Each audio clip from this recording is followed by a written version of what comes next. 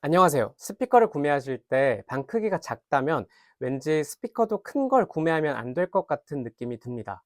흔히 저음이 벙벙대는 현상, 부밍이 심해질 수 있을 것 같다는 걱정에 이런 염려들을 하시는 것 같아요.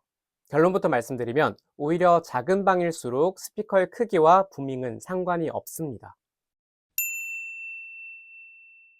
그러면 방과 스피커의 크기, 그리고 저음은 어떤 관계가 있을까요? 더 이상 스피커 크기와 부밍 문제로 고민하지 않도록 오늘 정확하게 알려드리겠습니다.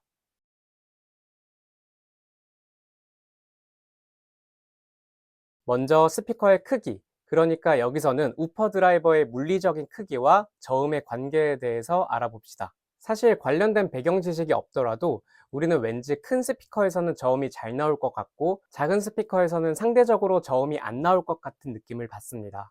그런데 여기서 저음이 잘 나온다는 것은 어떤 걸 의미할까요? 되게 오해하시는 것 중 하나가 큰 스피커는 저음을 너무 크게 재생해서 부담스러울 것 같다는 건데요. 우리는 여기서 두 가지 개념을 분리해야 합니다. 하나는 소리의 크기, SPL이고 나머지 하나는 얼마나 낮은 음까지 낼 수 있느냐 하는 대역폭인데요. 먼저 SPL부터 보겠습니다. 만약 여러분이 똑같은 볼륨으로 스피커를 재생한다고 하면 손바닥만한 스피커나 냉장고만한 스피커나 방 안에 뿌려대는 물리적인 음향 에너지의 총량은 동일합니다. 즉, 스피커가 커질수록 저음이 과해질 것이라는 걱정은 볼륨을 맞춰줄 수만 있다면 의미가 없습니다. 여기서 볼륨은 스피커 자체의 볼륨 노브가 아니라 여러분이 듣는 실제 소리 크기를 의미합니다. 그렇다면 스피커가 커질수록 달라지는 건 뭘까요? 바로 같은 볼륨일 때 더 낮은 음까지 낼 수 있는 능력, 즉 대역폭입니다. 작은 스피커는 물리적인 한계 때문에 아주 낮은 저음은 내고 싶어도 낼 수가 없습니다. 반면에 스피커가 커질수록 더 낮은 저음을 여유롭게 낼 수 있습니다. 우선 여기서는 이것만 기억해 주세요. 스피커는 커질수록 더 낮은 저음을 여유롭게 낼 수 있다. 다음 설명으로 넘어가겠습니다. 우리는 방 안에 있습니다. 당연한 말인데 이게 대체 무슨 소린지 싶으시죠? 제가 이번 영상을 통해서 알려드리고 싶은 것들 중 딱 한 가지만 꼽으라면 바로 이건데요. 우리가 살고 있는 이 실내 공간은 그 자체로 악기라는 사실입니다. 단지 스스로 그 안에 들어와 있기 때문에 평소 그 사실을 잘 알아차리기 어려울 뿐입니다. 조금 더 쉽게 이야기해 보겠습니다. 머릿속으로 기타를 떠올려 볼게요. 그 다음 이 기타를 살살 쳐보기도 하고 세게도 쳐봅니다. 이때 연주하는 세기에 따라 변하는 건 소리의 볼륨이며 음의 높이는 변하지 않습니다.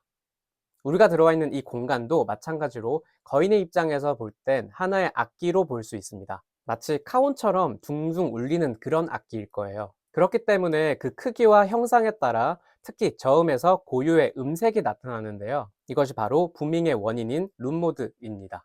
그러니까 이 부밍이라는 게 사실 스피커의 문제가 아니라 공간의 특성이라는 걸 이해하는 것이 중요합니다. 단지 스피커가 이 주파수를 건드리면 부밍이 들릴 수 있고 스피커가 이 주파수를 건들지 않으면 부밍이 들리지 않을 뿐입니다. 지금까지 설명드린 걸 요약하면 스피커는 커질수록 더 낮은 저음을 여유롭게 낼 수 있고요. 실내 공간은 그 크기와 형상에 따라 고유의 모드 주파수들을 가지고 있습니다. 그리고 이것이 서로 겹치면 우리가 부밍이라고 부르는 지저분한 저음이 나오게 됩니다. 그러면 부밍을 피할 수 있는 경우를 한번 생각해 봅시다. 첫 번째, 공간이 커질수록 룸모드 주파수는 낮아집니다. 그러니까 공간이 엄청나게 커지면 됩니다. 그런데 현실적으로는 공간의 크기를 내 마음대로 키울 수는 없잖아요. 두 번째, 스피커가 작아져서 저음 대역폭이 덜 나오면 됩니다. 맞습니다. 그래서 이런 이유 때문에 작은 방에서 큰 스피커를 쓰면 부밍이 심해진다고 생각했던 것 같습니다. 이론적으로는 대체로 맞는 말일 것 같기도 하거든요. 그런데 지금부터 현실적으로 한번 생각해 봅시다. 한국 주거 환경 중 84제곱미터형 아파트의 작은 방 크기는 보통 2.5 곱하기 3m 전후였습니다. 이 공간에서 발생할 수 있는 가장 낮은 모드 주파수를 계산해 보면 약 57.3Hz입니다. 그리고 북쉘프 스피커 중에서 꽤 작은 편에 속하는 노이만의 KH80은 4인치급 제품인데요. 마이너스 6dB 기준으로 저음 대역폭이 약 49.6Hz였습니다. 자, 이게 무슨 뜻일까요?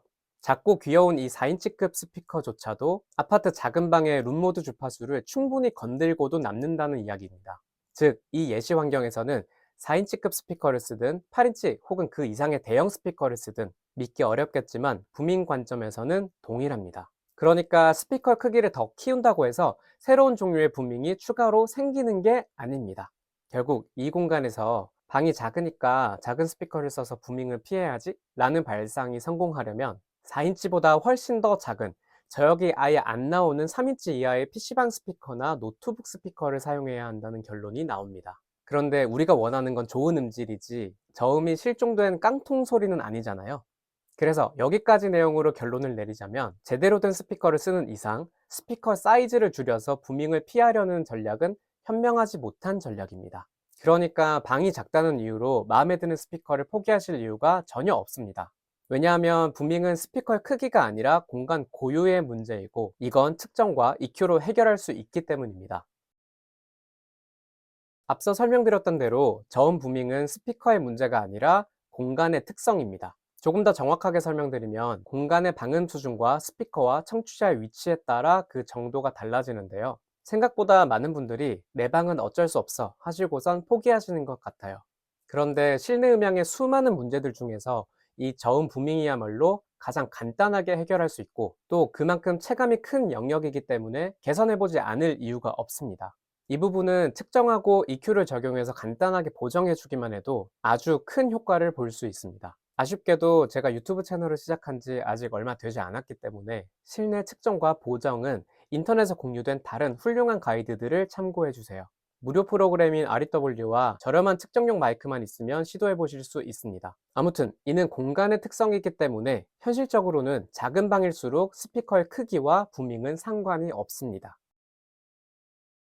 그런데 어차피 부밍이 똑같이 생기고 이게 EQ로 간단히 보정이 된다면 기왕이면 아주 큰 스피커를 사서 처음부터 저음이 잘 나오게 만들면 무조건 이득 아닐까요?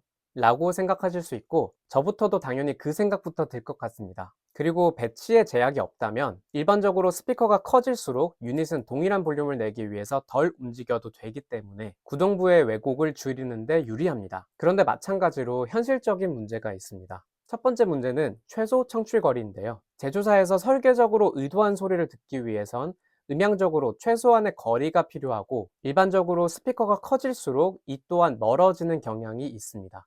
두 번째는 SBIR입니다. 이와 관련해서는 제가 정리해둔 이 영상을 봐주세요. 스피커는 필연적으로 공간으로부터 자유로울 수 없는데요. 이런 측면을 종합적으로 고려할 때 스피커의 크기에 있어 여러분의 공간에서 상식적인 배치가 가능한 마지노선이 있을 수 있습니다.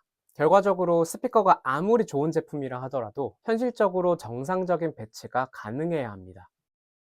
결론입니다.